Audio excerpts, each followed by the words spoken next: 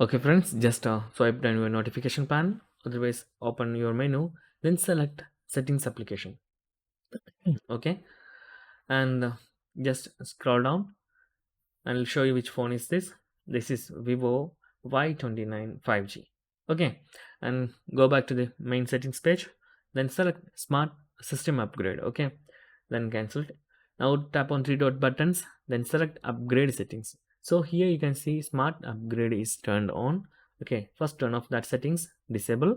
Okay, then you can see here automatically download upgrade package on Wi-Fi network. So you must turn on that also.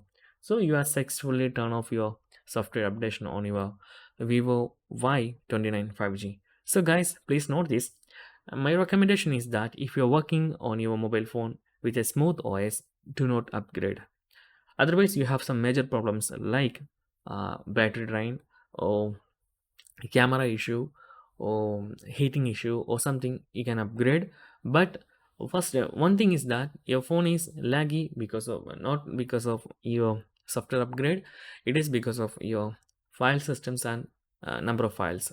So my recommendation is that if you're working on a smooth OS, do not upgrade, because nowadays ago mobile companies are bringing major problems while software update your phone, like your motherboard dead, your display dead, highly battery drain, and some functions are not working, camera downgrade like vivo, oppo,